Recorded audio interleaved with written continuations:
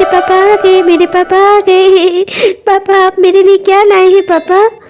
पापा पापा आप आ गए, हमें बहुत खुशी है पापा, इतने दिनों बाद आप अपने घर आए हैं। पापा हम सब बहुत खुश हैं, आप आ गए। अब हम साथ में पार्क घूमने चलेंगे, पिकनिक मनाएंगे। ये प्रणाम माँ, प्रणाम पिताजी। आप दोनों कैसे हैं माँ पापा? अरे बच्चों तुम्हारे पापा आ गए हैं, अब घर पर ही रहेंगे। जाओ तुम दोनों अपना कोचिंग क्लास जाओ, टाइम हो गया है ना, शाम के 4 बजने वाले हैं। जाओ तुम दोनों, कोचिंग नहीं छूटनी चाहिए। अब पापा घर ही पर ही रहेंगे, आओगे लौटकर तो पापा घर पर ही मिलेंगे। जाओ तुम दोनों। चलो चलो चलकर मम्मी को बताते हैं कि पापा आ गए हैं। और चलो भैया आप मुझे कोचिंग लेते चलो, हम दोनों साथ में कोचिंग चलते हैं। चलो अमन सच सच बता, बहू जब वहाँ गई थी तो वहाँ मुंबई वाले घर में तेरे क्या हुआ है? बहू जब से वहाँ से लौट कर आई है वो किसी से कुछ बोल नहीं पा रही है, ना ही किसी से कुछ बात कर रही है, दिन रात खोई खोई सी रहती है। आखिर क्या हुआ क्या है वहाँ पर? मुझे तो सच सच बता सारी बात। नालायक, तूने ऐसा क्या किया है कि मेरी हंसने खेलने वाली बहू, इतना खुश रहने वाली बहू एकदम से चुप हो गई है जब से वो तेरे पास से लौटी है? हमने तो सोचा था तेरे साथ रहकर अपनी एनिवर्सरी एंजॉय करके आएगी, तुझे सरप्राइज मिलेगा, तुम दोनों पति पत्नी खुशी से रहोगे। लेकिन वो तो वहां अपनी एनिवर्सरी मनाई ही नहीं, जिस दिन गई थी उसी के दूसरे दिन ही वापस आ गई। ऐसा क्या किया तूने? तूने मेरी बहू के साथ झगड़ा किया क्या? क्या बात क्या है? सच सच बता हमें। क्या पिताजी? क्या माँ? सुधा ने आप लोगों से कुछ नहीं कहा है? क्या बात है पिताजी? क्या सुधा ने कोई बात नहीं की आप लोगों से? उसने कुछ नहीं बताया आप लोगों को? कुछ नहीं बताया का क्या मतलब? हुआ क्या था तुम दोनों के बीच? माँ जी पिताजी मैंने आप दोनों का खाना लगा दिया है, चलकर खाना खा लीजिए। अरे सुधा तुम कैसी हो सुधा? तुमने माँ पिताजी को कुछ बताया नहीं? पिताजी माँ, मुझे लगता है कि मैं इतने दिनों बाद लौट कर आया हूँ ना, इसलिए शायद थोड़ा नाराज हो गई है। ऐसा कुछ नहीं हुआ है, आप दोनों बिल्कुल भी चिंता मत करो, कोई बात नहीं है, मैं मना लूंगा उसे। थोड़ी सी नाराज है ना, मैं देख लूंगा, आप दोनों चिंता मत करो। क्या जो ये कह रहा है ऐसी ही बात होगी? मुझे तो नहीं लगता। छोटी सी तो बात नहीं है, इतना तो मैं भी जानता हूँ भाग्यवान। ये तो अच्छा हुआ कि सुधा ने किसी से घर पर यहाँ कोई बात नहीं की है। कितने फोन किए मैंने सुधा को, आज तक सुधा ने एक भी फोन नहीं उठाया मेरे। जब से वहां से लौटी उसने मुझसे एक शब्द कोई बात नहीं की। पर ये अच्छा किया उसने कि घर वालों से कुछ नहीं बताया, वरना क्या इज्जत रह जाती मेरी, मेरे माँ पापा की नजरों में, मेरे बच्चों की नजरों में। अब तो आकांक्षा भी मुझे छोड़कर चली गई है, मैं कहाँ जाता। ये तो अच्छा हुआ कि सुधा ने किसी से कुछ नहीं कहा। अभी रात होने वाली है, 10 बज ही रहे हैं, सुधा अभी आधे 1 घंटे में आती ही होगी। मैं बैठकर उसका इंतजार कर लेता हूँ, सुधा आएगी तो मैं उससे थोड़ी बातें कर लूंगा, उसे मना लूंगा। हाँ सीधी है, मेरे कहने पर मान जाएगी। ये क्या है, रात के 1 बजने को आए, सुधा अब तक कमरे में ही नहीं आई। ऐसा क्या काम करने लग गई आज? जो घर में तो लग रहा है कि सब सो गए। क्या हुआ सुधा, आप कमरे में नहीं आती? अब मैं क्या करूं? एक काम करता हूं, मैं भी सो जाता हूं, सुबह ही सुधा से कोई बात कर लूंगा। जरूर हो सकता है माँ की सेवा करने लगी हो या बच्चों के एग्जाम की तैयारी करवा रही हो। हाँ हाँ ऐसा ही कुछ होगा, सुबह ही उससे बात कर लूंगा। अभी सो जाता हूँ। अरे बच्चों, तुम दोनों एग्जाम की अच्छे से तैयारी हो गई क्या? हाँ कैसा चल रहा है पेपर? कब से है एग्जाम? एग्जाम कहाँ है हमारे पापा? हमारे एग्जाम तो हो चुके, अब तो हमारी छुट्टियां होने वाली हैं। हाँ पापा, मेरा और भैया दोनों के एग्जाम हो चुके हैं, अभी कुछ ही दिन तो हुए हमारे पेपर खत्म हुए, अब तो हमारी छुट्टियां भी होने वाली हैं बस जल्दी ही। क्या मतलब कि सुधा कल जानबूझकर कमरे में नहीं आई? उसने कमरा मेरी वजह से छोड़ दिया? मतलब मैं अगर उस कमरे में रहूंगा तो सुधा वहां आएगी ही नहीं। हे भगवान, सुधा ने मुझे छोड़ दिया है पूरी तरह से। रुको सुधा, जब से मैं आया हूँ तुमने मुझसे कोई बात नहीं की है, और कल रात को भी तुम कमरे में नहीं आई, बच्चों के कमरे में ही सो गई। आखिर ये सब क्या चल रहा है सुधा? तुमने मम्मी पापा से तो कुछ नहीं कहा, तो फिर तुम मुझसे बात क्यों नहीं कर रही हो? मुझसे नाराज हो तो मुझसे नाराजगी जताओ ना। मैं कौन होती हूँ आपसे नाराज होने वाली? मैं आपकी कोई नहीं लगती, वो अधिकार आप खो चुके हैं। नाराज अपनों से हुआ जाता है, और मैं तो आपको जानती भी नहीं हूँ। ठीक है सुधा, अगर तुम्हें ये सब बातें इतनी ही बुरी लगी थी तो तुमने मम्मी पापा से और बच्चों से ये सारी बातें छिपाई क्यों? बताई क्यों नहीं किसी को? क्योंकि मैं नहीं चाहती थी कि एक बाप का ओहदा उनके बच्चों की नजरों में कम हो जाए, और मैं ये भी नहीं चाहती थी कि एक बूढ़े माँ बाप को इस उम्र में इतना बड़ा धक्का लगे। पर ये सब मेरी मजबूरियां हैं, कमजोरियां नहीं। मेरी मजबूरी को आप अपनी कमजोरी मत समझना, मेरी समझ लो आप। पर सुधा मेरी बात तो सुनो। सुधा, मुझे लगता है कि मुझे सुधा को थोड़ा समय देना चाहिए। अभी सुधा को गहरा घात लगा हुआ है। इसे थोड़ा समय दूंगा तो थोड़े समय में ही जरूर ठीक हो जाएगी। मम्मी पापा के लिए और बच्चों के लिए धीरे धीरे ये आज नहीं तो कल मेरे पास आ ही जाएगी वापस। अब आकांक्षा भी मेरी जिंदगी में नहीं है। मेरा जो कुछ है अब यही परिवार है। मुझे भी सुधा को थोड़ा समय देना चाहिए। चलता हूँ मैं भी चलकर थोड़ा अपनी नौकरी संभाल लेता हूँ। वैसे भी अब आकांक्षा भी उस ऑफिस में नहीं है। अब उस ऑफिस में रहकर सिर्फ अपना काम ही संभालना है मुझे। अपना काम संभालूं, अपनी नौकरी बचाऊं। और वैसे भी यहाँ भी सुधा को थोड़ा समय मिल जाएगा मेरी अनुपस्थिति में। वो माँ पापा के लिए और बच्चों के लिए धीरे धीरे अपने दुख को भुला देगी और फिर सब कुछ सही हो जाएगा। हाँ, मुझे थोड़ा सुधा को समय देना चाहिए। क्या हुआ भाग्यवान? अमन अपने नौकरी पर वापस चला गया, इसीलिए दुखी हो गया तुम? नहीं जी, दुखी नहीं, चिंता में हूँ। अमन के यहाँ रहते हुए भी मैंने बहू को खुश नहीं देखा, ना तो मैंने उसे अमन से बात करते हुए ही देखा। जरूर कुछ ना कुछ जरूर बड़ा हुआ है जो हम दोनों नहीं जानते, और ना ये दोनों बच्चे हमें बता ही रहे हैं। मैं क्या करूँ, मुझे बहुत अफसोस होता है कभी कभी। लगता तो मुझे भी है कि कुछ ना कुछ बड़ा ही हुआ है, क्योंकि मेरी बहू ऐसी नहीं है जो छोटी छोटी चीजों के लिए अमन से शिकायत करती। वो बेचारी तो खुद समझौता कर लेने वाली है, पर जरूर अमन ने कोई बहुत बड़ी गलती की है जिसको मेरी बहू बर्दाश्त नहीं कर पा रही है, और बस बेचारी वो किसी से कह नहीं पा रही है। बाकी वो अमन को माफ नहीं कर पा रही है। पता नहीं जी क्या होगा। जो भी होगा, हमें बस अपनी बहू का साथ देना है। अमन अब अपने ऑफिस के काम से फिर से वापस चला गया है मुंबई। अब हमारी बहू हमारे यहाँ पर है, हमें उसे संभालना होगा, उसे सहारा देना होगा, थोड़ा समय देना होगा। शायद धीरे धीरे सब कुछ ठीक हो जाए। घर से तो निकल आई हूँ काम ढूंढने, पर समझ नहीं आ रहा मुझे काम क्या करना होगा। कहाँ से काम मिलेगा मुझे, कहाँ से शुरुआत करूँ मैं अपनी जिंदगी की। अपनी जिंदगी हमेशा मम्मी पापा की सेवा में, बच्चों का ख्याल रखने में, उनकी सेवा करने में, इन सब में बिता दी। कभी ये सोचा ही नहीं था कि अपने लिए भी कभी कुछ करना चाहिए इंसान को। आज इस उम्र में मुझे ये एहसास हो रहा है। बच्चे बड़े बड़े हो गए और उनके पिता की हरकत देखकर मुझे शर्म आती है। मैं किसी से कुछ कह भी नहीं सकती। अरे नहीं नहीं भाई, अरे अब क्या बताऊं यार, खाना बनाने वाला ही भाग गया। इतना बड़ा फंक्शन है और खाना बनाने वाला ही कोई नहीं होगा तो काम कैसे चलेगा? मेरी नाक कट जाएगी। अब इतनी जल्दी मैं दूसरा खाना बनाने वाला कहाँ ढूंढूं? हाँ, मेरा तो दिमाग खराब हो गया है। रखो फोन, अब मुझे कुछ देर फोन मत करना, मुझे अपना दिमाग शांत करना होगा पहले। इतनी जल्दी मैं खाना बनाने वाले का कहाँ से इंतजाम करूं क्या मैं? अब सुनो, खाना बनाने वाली की दादी मर गई तो वो काम धंधा छोड़कर चला गया। अब बताओ, ऐसे में मैं तुरंत इतने बड़े फंक्शन के लिए मैं खाना बनाने वाला कहाँ से लेकर आऊं? मजदूर तो मेरे पास इतने सारे हैं, पर सिर्फ एक भी नहीं है जो सही से डायरेक्शन देकर सारा खाना बनवा सके। अब इतनी जल्दी मैं कहाँ से क्या इंतजाम करूंगी? सुनिए भाई साहब, मैंने अभी आपकी फोन पर बात सुनी। आपको किसी खाना बनाने वाले की जरूरत है। अरे बहन जी, क्यों मेरा टाइम और अपना जुबान वेस्ट कर रही हो? हाँ, सुना होगा आपने, मुझे खाना बनाने वाले की जरूरत है, पर क्या इतनी जल्दी कोई मुझे खाना बनाने वाला आप प्रोवाइड करवा पाओगी, दिला पाओगी कोई? बेकार में मुझे पूछकर मेरी परेशानी, बेकार में मेरा भी और अपना भी दोनों का टाइम खराब कर रही हो आप। जी मैं आपको दे सकती हूँ अच्छा खाना बनाने वाला नहीं, बनाने वाली मैं खुद। मुझे बहुत अच्छा खाना बनाना आता है। मैं आपके पूरी फंक्शन का खाना बनवा सकती हूँ। जी देखिए, मैं भी अपने लिए नौकरी की तलाश कर रही हूँ। अगर मुझे भी अच्छी जॉब मिल जाएगी तो मेरे लिए बहुत अच्छा रहेगा। आप उसके बदले में मुझे कौन सी तनख्वाह देंगे और कितनी देंगे? ठीक है बहन जी, मैं आपको 30,000 रुपए दूंगा एक फंक्शन में खाना बनाने के लिए, क्योंकि फंक्शन में ज्यादा लोग आते हैं तो ज्यादा खाने की खपत होती है। तो ठीक है, आप एक फंक्शन के मैं आपको 30,000 देने को तैयार हूँ। बोलो, मंजूर है? जी मैं वैसे भी अपने लिए नौकरी ही ढूंढ रही हूँ। अगर इस तरह से फंक्शन में भी खाना बनाने को मिलेगा और कुछ पैसे मिलेंगे तो मेरे लिए बहुत अच्छा रहेगा। मुझे खाना बनाना बहुत अच्छा आता है। आप एक बार मेरे हाथ का बना हुआ खाकर देखिएगा, आपको जरूर पसंद आएगा। अगर ऐसा है तो फिर बहुत अच्छी बात है। मैं एक टिफिन सर्विस भी चलवाता हूँ और वहां पर मुझे एक बहुत अच्छे शेफ की जरूरत भी है। अगर आज तुम्हारे हाथों का बनाया हुआ खाना मुझे पसंद आया तो मैं अपनी टिफिन सर्विस में तुमको परमानेंट जॉब पर लगा दूंगा, और हाँ, पूरी 40,000 रुपए तनख्वाह दूंगा। 40,000? जी पक्का, मैं बहुत मेहनत करूंगी। आप आज मेरे हाथों का बना हुआ खाकर देखिएगा बस। माँ जी, पिताजी, आप दोनों के लिए बहुत खुशी की बात है। बहुत बड़ी खुशखबरी लेकर आई हूँ मैं। मुझे बहुत अच्छी जॉब मिल गई है, वो भी परमानेंट।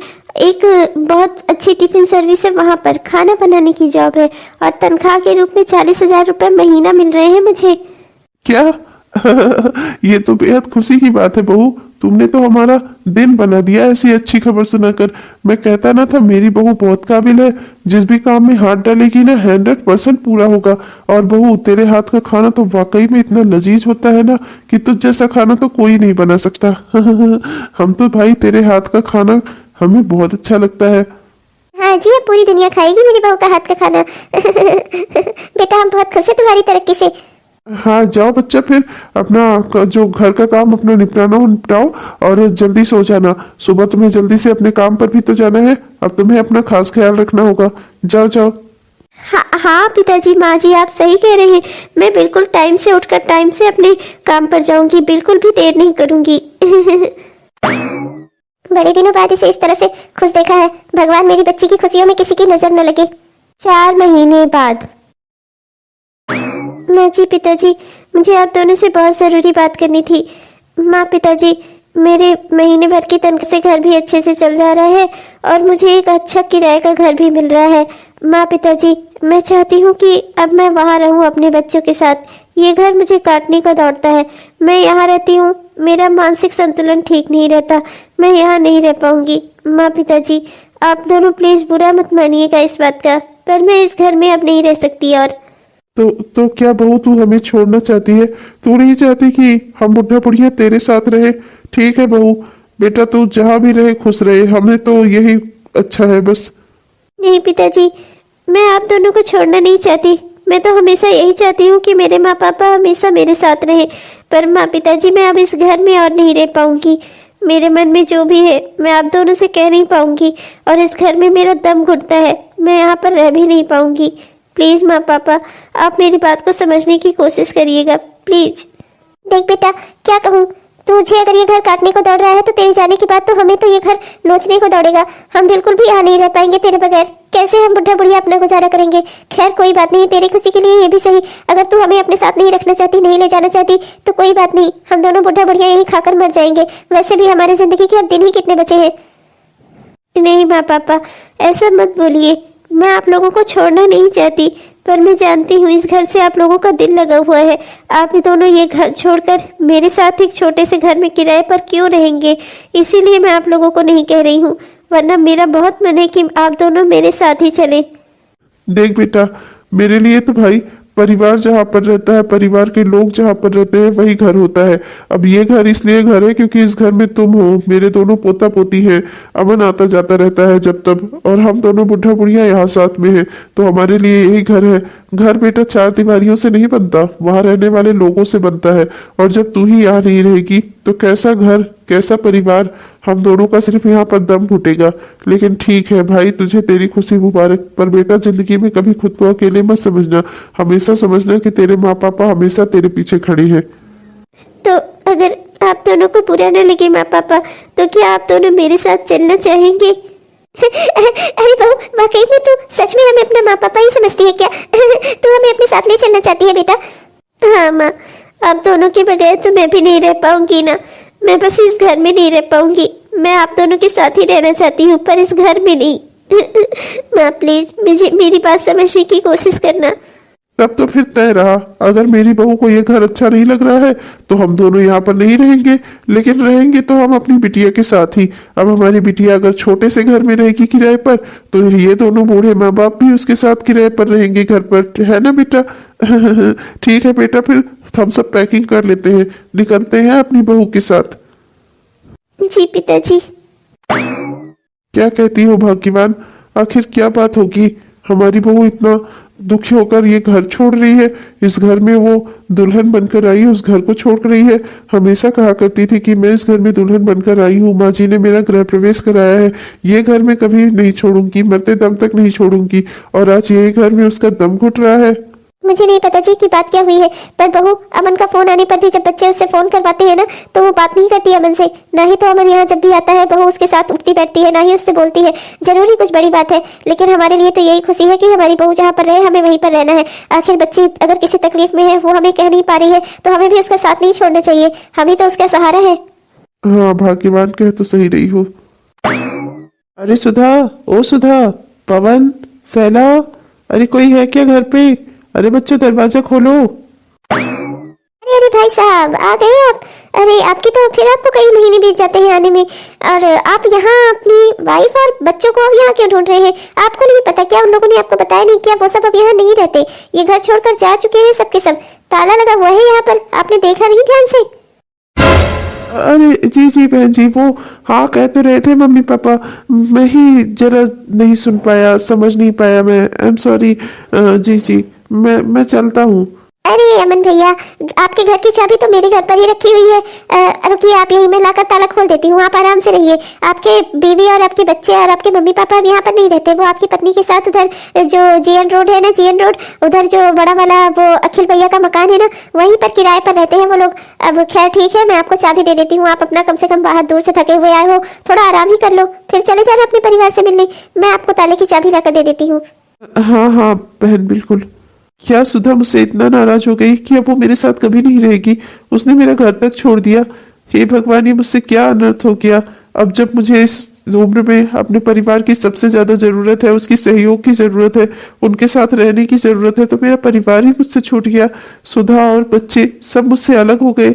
सुधा अब मुझसे नहीं बात करेगी, ना तो मेरी बातें ही सुनती है वो, ना तो मुझसे कुछ कहती सुनती ही है।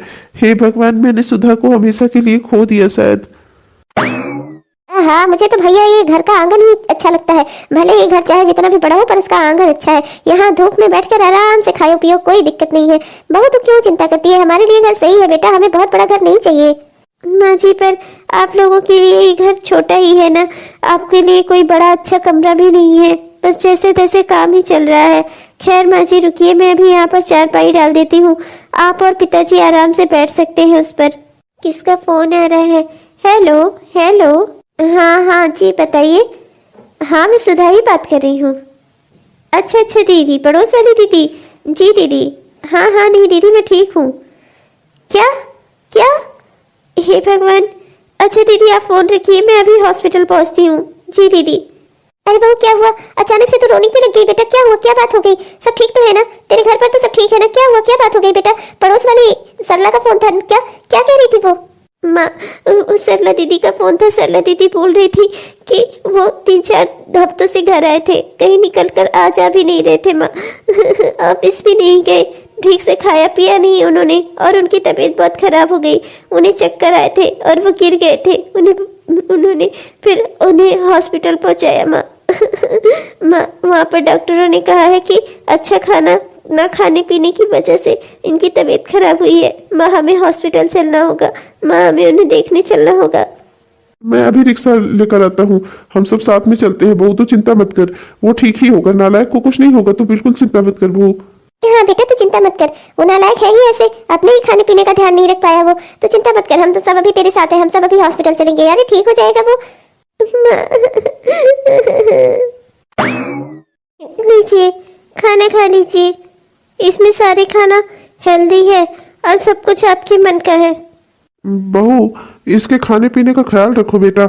डॉक्टर ने कहा है कि ठीक से ना खाने पीने की वजह से ही इसकी तबीयत इतनी खराब हुई है। ये 3-3 हफ्ते तक इसी घर में रहा और इसने कुछ ढंग से बनाए खाया भी नहीं, इसी वजह से इसकी तबीयत बिगड़ गई। और ये तो अच्छा हुआ कि सरला दीदी और उनके परिवार के नजर पड़ गई इस पर, उन्होंने इसे हॉस्पिटल पहुंचा दिया, वरना पता नहीं क्या ही होता है इस नालायक का। क्या ही कहूँ मैं, बिल्कुल से गैर जिम्मेदार बेटा है तुम्हारा, कुछ भी कहो। भाग्यवान। हाँ हाँ, क्यों नहीं, इसे मैं अपने दहेज में अपने साथ लेकर आई थी ना। आपका भी बेटा है ये, इसमें आपके भी तो गुण होंगे। सारी गैर जिम्मेदाराना हरकत अपने पिता से मिली है इसे। अच्छा ठीक है, ये सारी बहस चलती रहेगी और मैं जरा डॉक्टर से पूछ कर आता हूँ। इसकी दवाइयाँ वाइयाँ सब पता चल गई हैं, फिर सब कुछ दे वे के इसे फिर चलते हैं यहाँ से। हाँ जी, ठीक कह रहे हैं आप, चलिए मैं भी तैयारी करती हूँ अपने घर निकलने की। हम अब यहाँ रहते नहीं तो फिर यहाँ कितना देरी समय बिताएंगे हम। आप खाना खा लीजिएगा, मैं भी चलती हूँ यहाँ से। नहीं सुधा, मैं अन्न का एक दाना भी नहीं खाऊंगा। अगर तुम चाहती हो कि मैं खाना खाऊं, मैं फिर से ठीक हूं, तो तुम्हें यहाँ रुकना होगा। यहाँ रुको, तुम अपने हाथों से मुझे खाना खिलाओ। तुम खिलाओगी तो मैं जरूर खाऊंगा, मैं ठीक भी हो जाऊंगा, पक्का वादा करता हूँ। पर अगर तुम यहाँ से गई तो मैं कुछ भी नहीं खाओ पीऊंगा, फिर चाहे मेरी तबीयत कितनी ही क्यों ना खराब हो। देखिए, अभी आपकी तबीयत बहुत खराब है, ये सब बातें करने का अभी सही समय नहीं है। पहले आप अच्छे से ठीक हो जाइए, और फिर अगर आपका कोई और देखभाल करने वाला है तो आप उसे फोन कर दीजिए, वो यहाँ पर चली आए और आपकी देखभाल करे आकर। कोई नहीं है मेरा, मेरी बस एक ही पत्नी है और वो तुम हो सुधा, मेरे दोनों बच्चों की माँ। मेरे और कोई नहीं है। और जिसके विषय में तुम बात कर रही हो वो न सिर्फ मेरे घर से बल्कि उस शहर से भी जा चुकी है। उसने मुझसे सारे रिश्ते नाते तोड़ लिए, और तोड़ेगी भी क्यों ना। मैंने उसे धोखा जो दिया था, मैंने तुम्हें भी धोखा दिया है। मुझे माफ कर दो सुधा, पर मुझे अब एहसास हो रहा है मैं अपने बच्चों और तुम्हारे बिना नहीं रह सकता। मुझसे गलती तो बहुत बड़ी हुई है, मैं जानता हूँ कि मैंने ऐसी गलती की है कि तुम जिंदगी भर मुझे माफ न करो, पर प्लीज सुधा मुझे माफ कर दो। मैं तुम सबके बगैर नहीं रह सकता। मैंने पता नहीं कैसे मुझसे ये गलती हो गई। अपने ऑफिस में आकांक्षा को काम करता हुआ देखकर पता नहीं कब मेरा मन उसकी तरफ आकर्षित हुआ और मैं फिसल गया। मुझसे गलती हो गई, प्लीज सुधा मुझे माफ कर दो। आपको लगा था कि ना मैं कभी वहां जाऊंगी ना आकांक्षा कभी यहाँ आएगी, ये सब बातें कभी नहीं खुलेंगी और आपकी दोहरी जिंदगी आराम से चलती रहेगी, पर ऐसा हो नहीं सका। मुझे भी आकांक्षा के बारे में पता चल गया और आकांक्षा को मेरे। मैं भी आपको शायद कभी माफ न कर पाऊं। दिल तोड़ा है आपने मेरा। मैं यहाँ महीनों तक आपका इंतजार करती रहती थी इस घर में, हमेशा ये सोचकर खुश रहती थी कि आप अपने परिवार के लिए मेहनत कर रहे हैं। आप हम लोगों से दूर रहते हैं तब पर भी आपको अपने परिवार की याद तो आती होगी, लेकिन वहां जाकर मुझे पता चला आपने तो अलग ही अपनी दुनिया बसा ली। सुधा, आई एम सॉरी। क्या तुम बीती बातों को भुलाकर फिर से जिंदगी में मेरे साथ आगे नहीं बढ़ सकती? जैसे पहले थी वैसे। चीजें पहले जैसी कभी नहीं हो सकती, क्योंकि आपका दिया हुआ धोखा हमारे बीच अब हमेशा जिंदा रहेगा। मैं नहीं जानती कि कब मैं आपको फिर से स्वीकार कर पाऊंगी, शायद कभी नहीं। तो क्या तुम मुझे यहाँ से छोड़कर चली जाओगी इस तरह अकेले सुधा, इसी घर में? नहीं, मैं वो भी नहीं कर सकती। क्या है ना कि मैं आपकी तरह निष्ठुर नहीं हूँ। आपकी इस हालत में जब आपके पास कोई नहीं है आपकी देखभाल करने वाला, तो मैं यहाँ से आपको छोड़कर नहीं जाऊंगी। मैं माँ पापा से बात कर लूंगी। जब तक आप पूरी तरह से ठीक नहीं हो जाते मैं कहीं नहीं जा रही हूँ। मेरे लिए तो यही खुशी की बात है सुधा। 2 सप्ताह बाद। अरे बेटा, आज तुम्हें इस तरह से खुश और ठीक ठाक देखकर हम सब बहुत खुश हैं।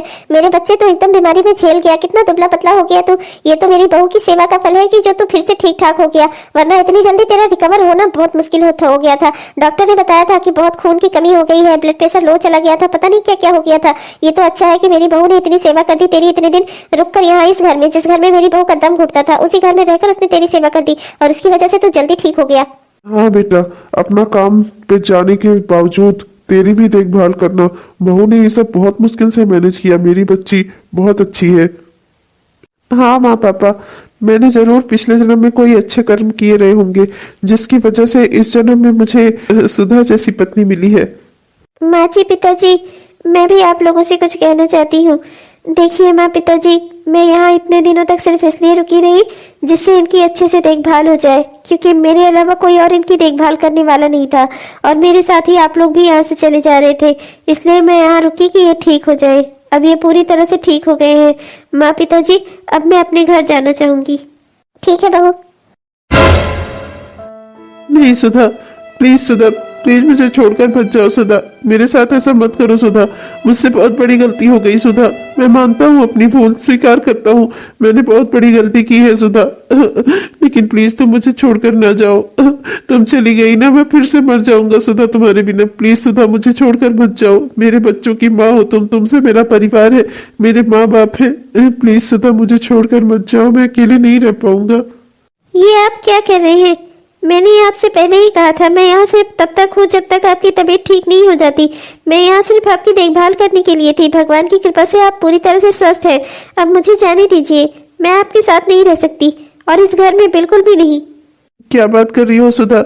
ये वही घर है जहाँ तुम शादी होकर आई थी, जहाँ तुम अपने मायके से आई थी। सुधा, इस घर को तुमने बहुत कुछ दिया है, अपना सारा समय, अपना परिवार, अपना प्यार, सब कुछ दिया है। प्लीज सुधा, प्लीज इस घर को छोड़कर मत जाओ। तुम्हारे बिना ये घर भी वीरान हो जाता है। मैं अकेले इस घर में नहीं रह पाऊंगा। तो या तुम चाहती हो कि मैं फिर से बीमार हो जाऊं? अगर तुम मुझे मारना ही चाहती हो सुधा, तो साफ साफ बता दो, मैं कुछ खाकर आत्महत्या कर लूंगा अगर तुम यहाँ से गई तो। सुधा, मैं जानता हूँ मैंने बहुत बड़ी गलती की है, मुझे माफ करना शायद तुम्हारे बस में ना हो, पर तब पर भी मैं चाहता हूँ सुधा, तुम प्लीज मुझे एक बार मौका दो। मैंने जो गलती की है ना, उसके लिए मैं पूरी उम्र तुम्हारे सामने शर्मिंदा रहूंगा। प्लीज सुधा, लेकिन मुझे छोड़कर मत जाओ। मेरा परिवार खत्म हो जाता है तुम यहाँ से चली जाती हो तो। मेरे बच्चे, मेरे माँ बाप, कुछ नहीं बचता मेरे पास। प्लीज सुधा, मेरे साथ ऐसा मत करो, प्लीज सुधा। ये आप कैसी मरने मराने की बातें कर रहे हैं? मैंने इतने दिनों तक यहाँ रहकर आपको इसलिए नहीं ठीक किया कि आप वापस से आत्महत्या कर लें। ये कौन सी बात हुई? आप जानते हैं कि मैं आपसे क्यों नाराज हूँ, क्यों मैं आपके साथ नहीं रहना चाहती। सब जानता हूँ, पर तब पर भी तुम सुन लो। अगर तुम यहाँ से गई ना तो मैं वाकई में कुछ कर लूंगा। मैं अब तुम लोगों के बिना नहीं रह सकता। तुम सब मेरा परिवार हो। मैं तुम्हारे बगैर नहीं रह सकता सुधा। मैं अब वापस कहीं नहीं जाऊंगा। मैं यहीं पर रहकर अपनी नौकरी करूंगा। 2 पैसे कम मिलेंगे तब पर भी चलेगा मुझे, पर मुझे अपने परिवार के बगैर नहीं रहना। देख बहू, मैं तुझ पर कोई दबाव नहीं डालूंगी बेटा। पता नहीं इसने क्या गलती की है, मैं नहीं जानती। तू ही समझ सकती है सब कुछ। पर ठीक है, जो तुझे सही लगे। ये सब बात हमेशा याद रखना कि तेरे माँ बाबूजी हमेशा तेरे ही साथ है। तो जो भी फैसला करेगी हमारे लिए वही सही है। हाँ बहू, इस नालायक की हरकत देखकर मुझे लग रहा है कि इसने जरूर कोई बड़ी गलती की है। मेरी बहू वरना इतनी नाराज नहीं होती इससे। वो तो हमेशा इसकी साइड लेती थी, हमेशा इसके लिए लोगों से लड़ती आई है। तो फिर भला आज इससे क्यों लड़ती वो इतना? इससे क्यों नाराज होती? जरूर इसने कुछ किया है। देख बहू, हम भी तुझे ज्यादा नहीं टोकना चाहते बेटा, पर तुझे जो सही लगे तू अपना वो फैसला करना, और हम दोनों हमेशा तेरे साथ हैं। हाँ बेटा, पर एक बात तुझे जरूर समझाना चाहूंगी।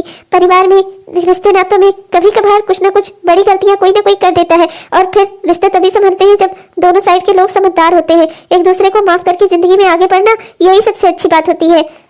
प्लीज सुधा, कह दो तुमने मुझे माफ किया। सुधा, मैं और अब तुम्हें और बच्चों को छोड़कर कहीं नहीं जाऊंगा। मैं तुम्हारे साथ ही रहूंगा सुधा। मैं अपना परिवार संभालूंगा सुधा। मुझसे जो भी गलती हुई है उसके लिए तो मुझे माफ कर दो सुधा। आइंदा से मैं कभी ऐसा कुछ नहीं करूंगा। और सुधा, मेरी जिंदगी में सिर्फ तुम हो और हमेशा तुम ही रहोगी। मेरे बच्चों की माँ, मेरे मम्मी पापा की बहू नहीं, बेटी उनकी। प्लीज सुधा, प्लीज प्लीज मुझे माफ कर दो। ठीक है, मम्मी पापा के कहने पर और अपने बच्चों के लिए मैं आपको माफ कर रही हूँ, पर मेरे मन से आपके लिए पुरानी वाली फीलिंग कब आएगी इसका मैं कुछ कह नहीं सकती। मैं आपको माफ जरूर कर रही हूँ, पर मैं आपने जो किया है मेरे साथ उसे मैं पूरी जिंदगी नहीं भूल पाऊंगी, कभी नहीं। मैं जानता हूँ सुधा, मैंने गलती इतनी बड़ी की है, पर कोई बात नहीं। तुम मेरे साथ रहोगी ना? देखना, मैं अपने परिवार को तुम्हें इतना प्यार दूंगा ना कि तुम सब पुराने जख्म भूल जाओगी। अच्छा ठीक है बेटा, कुछ बातें बाकी भी रख ले, उनको अब शाम को कर लेना। अब तो बहू कहीं नहीं जा रही है ना, अब तो तुम सब साथ में ही रहोगे। क्या क्या हुआ दादा दादी? हम सबसे माँ ने कहा था अपना सामान पैक कर लो। क्या हम सब यहाँ से जाने वाले हैं? क्या पापा हमारे साथ जाएंगे या हम सब फिर से पापा को अकेले छोड़कर चले जाएंगे यहाँ से? अरे बच्चों, अब कोई कहीं नहीं जाएगा। अब हम सब इसी घर में रहेंगे एक साथ, जैसे पहले रहा करते थे। और अब तुम्हारे पापा भी कहीं नहीं जाएंगे। मैं यहीं रहकर अपने बिजनेस की शुरुआत करूंगा, या कोई अच्छी सी नौकरी ढूंढूंगा, फिर बाद में अपना बिजनेस सेट कर लूंगा। अभी मैं कोई अच्छी सी जॉब ढूंढूंगा और मैं अपने परिवार के साथ ही रहूंगा। मैं अब कहीं नहीं जा रहा हूँ। अपने बच्चों के साथ रहूंगा, अपने माँ बाप के साथ रहूंगा और अपनी पत्नी के। ये तो बेहद खुशी की बात है। अब पापा हमारे साथ रहेंगे, हमें भी बाहर घूमने जाने को मिलेगा। हम भी अपनी पेरेंट टीचर मीटिंग में मम्मी और पापा दोनों को ले जाएंगे। ये एक बात मुझे आपसे और करनी थी। मैं अब अपनी नौकरी नहीं छोड़ूंगी। बहुत ही मुश्किल से मुझे वो जॉब हासिल हुई है और अब मैं चाहती हूँ कि मैं खुद के पैरों पर खड़ी रहूं।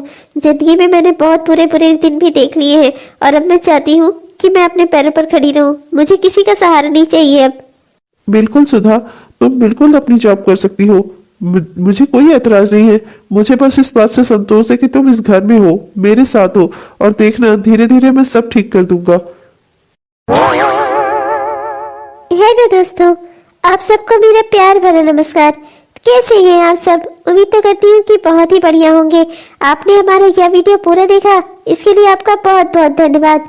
कैसा लगा आपको? अगर पसंद आया दोस्तों तो कृपया वीडियो को लाइक जरूर करिएगा और अपने दोस्तों को व्हाट्सएप के माध्यम से शेयर भी जरूर करिएगा। और हाँ दोस्तों, हमारे इस चैनल को सब्सक्राइब भी जरूर कर लीजिएगा। सब्सक्राइब कर लीजिएगा और वो बेल आइकन को दबाकर ऑल नोटिफिकेशन को ऑन कर लीजिएगा, जिससे हमारे रोजाना के डेली वीडियोस आप तक तुरंत पहुंचते रहे और आप हर दिन हमारे वीडियोस का आनंद लेते रहे। तब तक के लिए चलते हैं दोस्तों, मिलेंगे आपसे अगले वीडियो में। तब तक के लिए बाय बाय। बाय बाय दोस्तों। बाय बाय दोस्तों।